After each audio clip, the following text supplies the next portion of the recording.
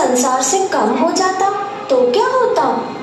इतनी निर्दयी ना बनो। जैसे तुम में प्राण है वैसे इस जीव में भी प्राण है, और इन सभी को जीवन तो उस परमात्मा ने ही दिया है। और अगर तुम इसे मारोगी तो तुम भी नहीं बच पाओगी। इस जन्म में या अगले जन्म में इसकी सजा तुम्हें जरूर मिलेगी। कैसी सजा? हो सकता है कि अगले जन्म में तुम भी एक छोटा सा जीव बनो और कोई ऐसे ही तुम्हें भी कुचल दे। तब भगवान से कुछ मत कहना, क्योंकि ये तुम्हारी ही करनी का फल होगा। मुझे माफ कर दो, अब मैं ऐसी गलती कभी नहीं करूँगी।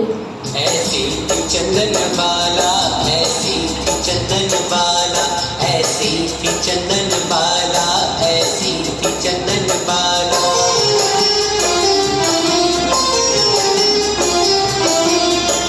बीता समय वसुमती बड़ी हो गई, यौवन की दहलीज पर खड़ी हो गई। माता धारिणी से संस्कारों को पाया, जीवन में था उसके धर्म समाया। ऐसी थी चंदन बाला, ऐसी थी चंदन बाला, ऐसी थी चंदन बाला, ऐसी थी चंदन बाला।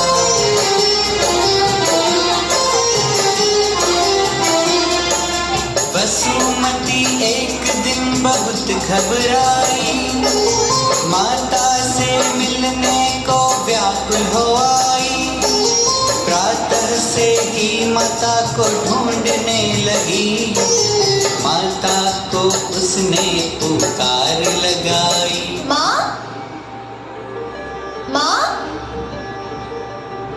पुत्री, क्या हुआ? वसुमती, तुम इतनी घबराई हुई क्यों हो? माँ, आज मैंने बहुत बुरा स्वप्न देखा। मैंने देखा कि चंपानगरी पर दुखों का पहाड़ टूट पड़ा है। सभी की आंखों में आंसू है। मुझे समझ नहीं आ रहा है कि ये कैसा स्वप्न है। पुत्री वसुमती, ये एक स्वप्न था, इससे इतना नहीं डरते। और जो भी किस्मत में होना होगा वह होगा ही, उसे कोई भी बदल नहीं सकता। पूर्व जन्मों के कर्म ही हमारे जीवन में सुख दुख लाते हैं। हमें सुख और दुख दोनों के लिए तैयार रहना चाहिए। हर परिस्थिति में हमें धर्म का पथ नहीं छोड़ना चाहिए।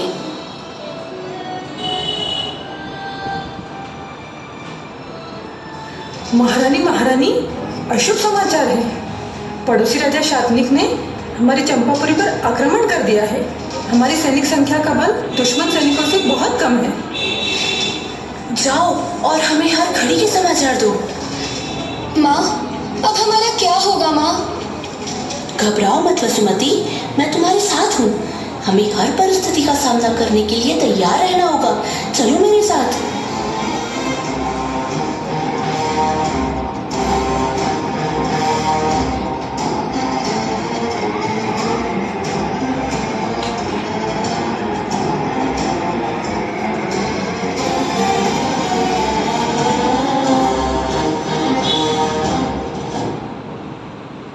महारानी, महारानी, अनर्थ हो गया।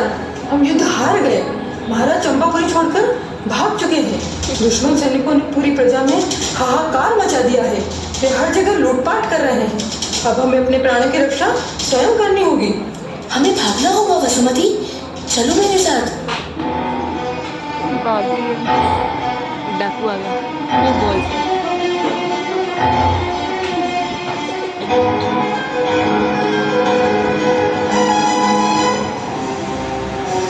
कहाँ जा रही हो रानी धारिणी? तुम्हारे रूप और सुंदरता की तो बहुत प्रशंसा सुनी थी मैंने, पर तुम तो उससे भी अधिक सुंदर हो। अगर तुम स्वयं को मुझे सौंप दो तो मैं तुम्हारे प्राण नहीं लूंगा। दुष्ट, हट जा हमारे रास्ते से। हट जाऊं? मुझे मूर्ख समझती हो? ये रूप, ये लावण्य मुझे मिला है, मैं तुम्हें नहीं छोड़ूंगा। चुपचाप मेरे पास आ जाओ, नहीं तो मुझे इस तलवार का सहारा लेना पड़ेगा। दुष्ट, हम क्षत्रिय स्त्रियां हैं। हम हमारे शील की रक्षा के लिए जान ले भी सकती है और जान दे भी सकती हैं। और तेरे हाथों में पड़ने से अच्छा है मैं मृत्यु को गले लगा लूं। मुझे माफ कर देना पुत्री। माँ, माँ, तूने ये क्या किया? मुझे भी अपने साथ ले चलो।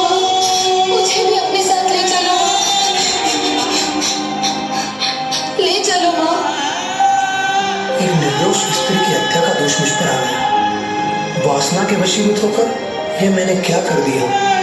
हे प्रभु, मुझे माफ कर दो।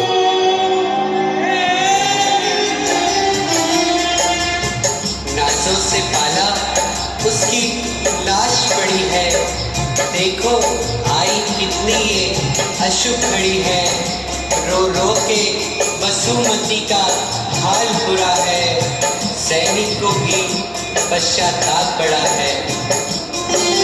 नाजों से पाला उसकी लाश पड़ी है, देखो आई कैसी ये अशुभ घड़ी है। रो रो के वसुमती का हाल बुरा है, सैनिक को भी पश्चाताप बड़ा है।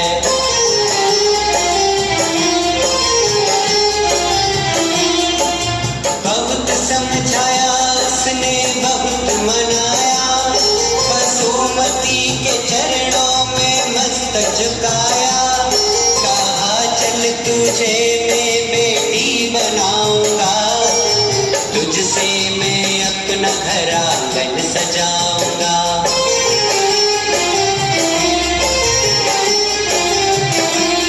विधि के विधान को वो टाल न पाई, सैनिक की शरण में देखो वो आई। विधि के विधान को वो टाल न पाई, सैनिक की शरण में देखो वो आई। ऐसी थी चंदन बाला, ऐसी थी चंदन बाला, ऐसी थी चंदन बाला। और मित्रों, माँ की मौत के बाद भी सैनिक के पश्चाताप को सही मानकर चंदनबाला उसी सैनिक के साथ चलकर उसके घर पर आ जाती है। क्या सैनिक की पत्नी उसे बेटी के रूप में स्वीकार करेगी? आइए देखते हैं सैनिक के घर का दृश्य, जहां सैनिक की पत्नी कुछ कार्य कर रही है।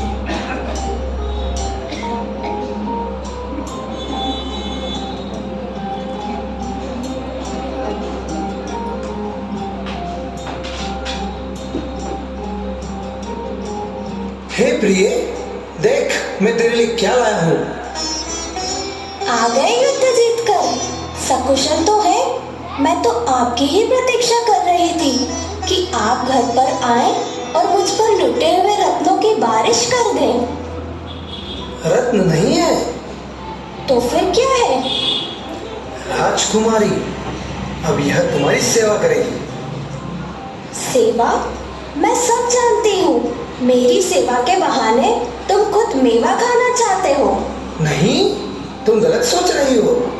एक तो मेरी सोच ले आए और मुझे गलत ठहरा रहे हो। खबरदार जो इसे घर में रखा। मुझे तो धन चाहिए, धन। बेच दो इसे बाजार में और मेरे लिए स्वर्ण मुद्राएं लेकर आइए। स्वर्ण मुद्राएं? ये तो मैंने सोचा ही नहीं था। राजकुमारी, तुम हमारे किसी काम की नहीं, इसलिए तुम्हें मेरे साथ दास बाजार में बिकने चलना होगा। ठीक है, अगर मैं आपके कोई कार्य नहीं आ सकती तो मैं बिकने के लिए तैयार हूँ। हे प्रभु, मुझे आप पर विश्वास है। अगर ये कर्म राजा की सजाएं हैं तो मैं ये सजा भुगतने के लिए तैयार हूँ। मुझे इस संकट की घड़ी का सामना करने की शक्ति देना।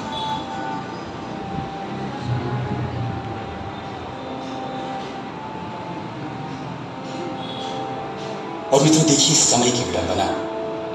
एक राजकुमारी जिसकी एक समय में हजारों दासियां थी, लेकिन आज एक सैनिक की पत्नी भी उसे दासी बनाने को तैयार नहीं है। लेकिन फिर भी राजकुमारी वसुमती अपनी समता को धारण कर वहां से चलती है दास बाजार में बिकने के लिए। क्या मूल्य लगेगा कि हाथों में बिकेगी?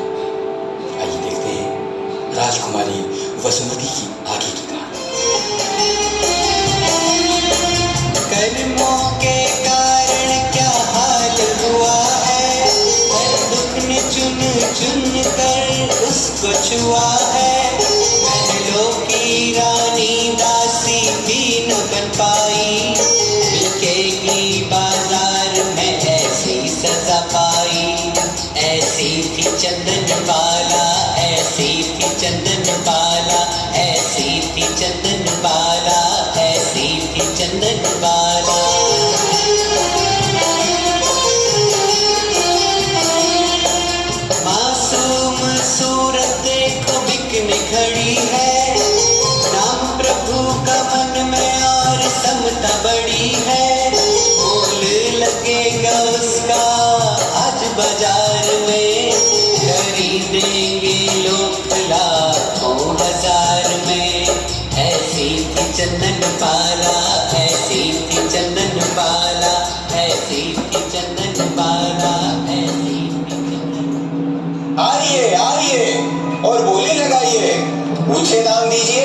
इसे ले जाइए, बनाइए इसे अपनी दासी।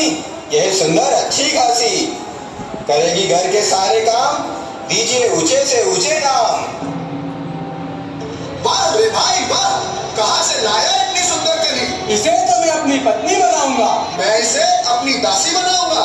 बातें मत करो, बोली लगाओ। 11,000 स्वर्ण मुद्रा, 25,000 स्वर्ण मुद्राएं, 50,000 स्वर्ण मुद्राएं, 1,00,000 स्वर्ण मुद्राएं। और तभी वहाँ एक औरत का आना होता है। बहुत सुंदर।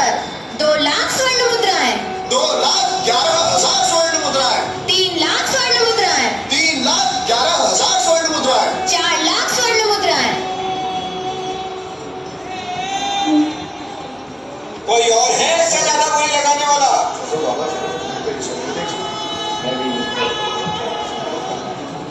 हे माता, तुम्हारा कुल कौन सा है? तुम्हारा कार्य क्या है? तुझे कुल से क्या काम? उत्तम वस्त्र और उत्तम भोजन मिलेगा जहाँ मैं तुझे बेचूंगी। नहीं नहीं, मैं तुम्हारे साथ नहीं जाऊंगी। मुझसे जबरदस्ती की तो मेरी लाश जाएगी। हे प्रभु, मेरी इतनी परीक्षा ना ले, मेरी सहायता कर। और उसी समय वहाँ पर धनवान सेठ और उनकी मुनीम का आना होता है। ये स्त्री कौन है? ये बाजार में बिकने के लिए खड़ी है। तुम कौन हो? मेरा नाम धनवा है और आज मैं अपने धन का सदुपयोग कर इस अबला को गलत हाथों में जाने से बचाऊंगा। 5,00,000 स्वर्ण मुद्राएं। और कोई है बोली लगाने वाला? जाओ इस सेठ के साथ।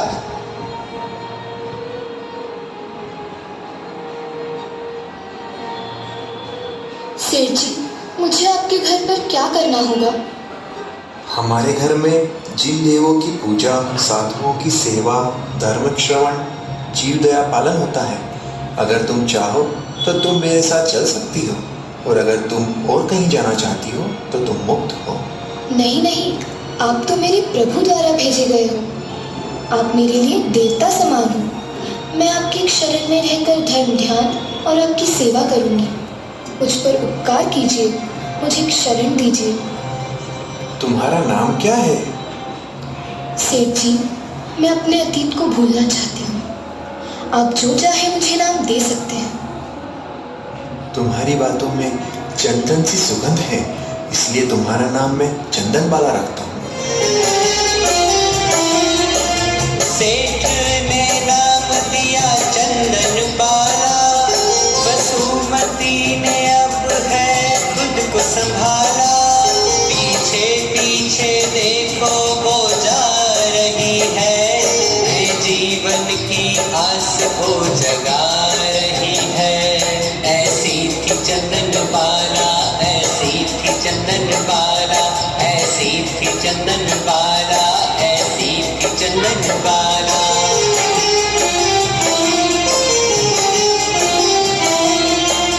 प्रभु महावीर ने दर्श दिखाया, चरणों में सबने यहाँ शीश झुकाया।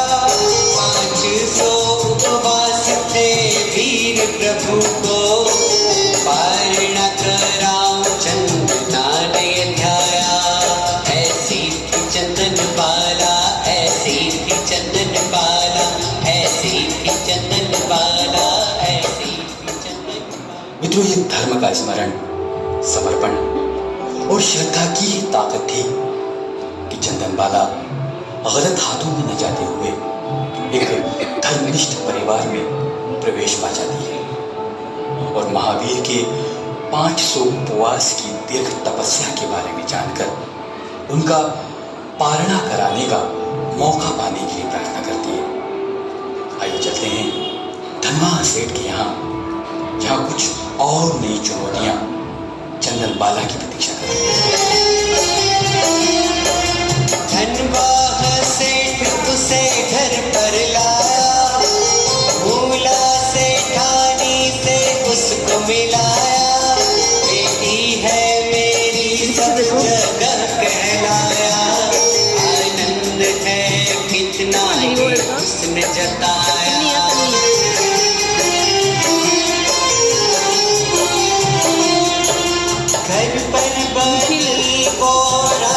कुमारी, खुशियाँ आई चरणों में बारी बारी, माता पिता की सेवा उसका ध्येय था, धर्म पर था विश्वास और कोमल हृदय था।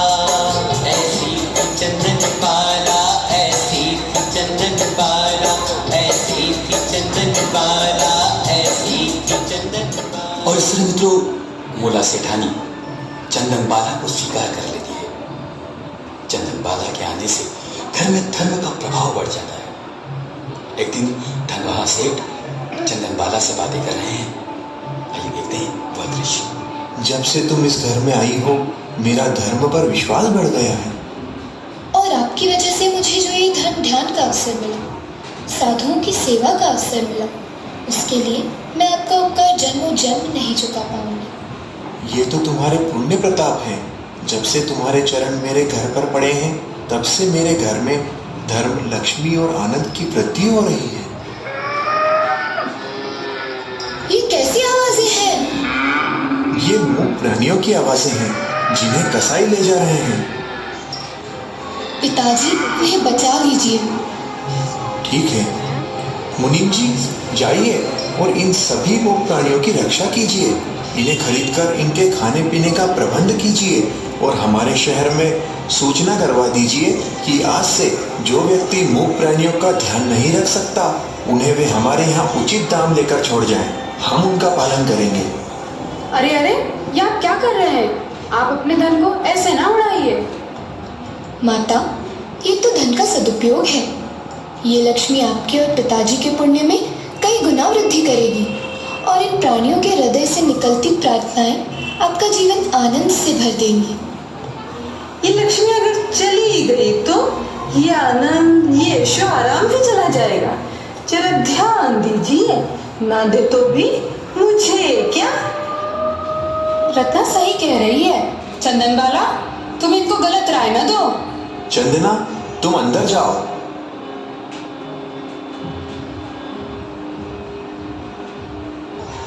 सेठ जी, हमारे व्यापार का रास्ता 7 देशों के लिए खुल गया है। अब हमारी कमाई 5 गुना बढ़ जाएगी। देखा भाग्यवान, इस पुण्यात्मा की पुण्याई का फल। लक्ष्मी हम पर दोनों हाथों से धन लुटा रही है। लेकिन चंदन बाला के एक कदम पर आपने इतना धन खर्च कर दिया, ये बात मुझे समझ नहीं आ रही। अरे सेठानी, तुम तो व्यर्थ में बात को बढ़ा रही हो। और चंदन बाला की बातों में एक अजीब सी शक्ति है। उसकी बातों में धर्म है, सभी जीवों के प्रति संवेदना है। उसकी बात मानकर मुझे बड़ा आनंद आता है।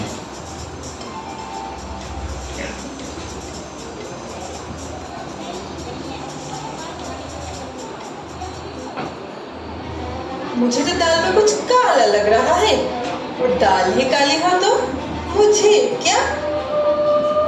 क्या कहना चाहती हो रत्ना? साफ साफ कहो। कल की आई वो चंदन बाला सेठ जी के सर पर बैठकर नाच रही है और आप ही की उसे देखकर भी अनदेखा कर रही हैं। आप देखें या न देखें, मुझे क्या। अरे पहली मत तो जा और बता क्या कह रही है। सेठानी जी, सही मानिए तो आज का घर पर आपकी एक नहीं चलती है। चलती है तो सिर्फ उस चंदन बाला की। मान लीजिए, नहीं तो मुझे क्या। तू सही कह रही है। अब मुझे ही चंदन बाला को ठीक करना पड़ेगा। घर के सभी नौकरों को छुट्टी दे दो। आज से घर का सारा काम चंदन बाला ही करेगी। अब समझदारी दिखा रही हो सेठानी, नहीं तो बात हाथ से निकल जाती। निकल भी जाए तो मुझे क्या। मैं तो चली चंदना को ठीक करने।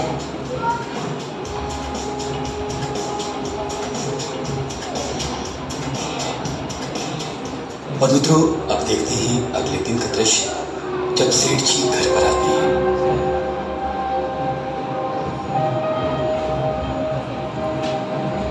चंदन बाला, ओ चंदन बाला, चंदन बाला, ओ चंदन बाला।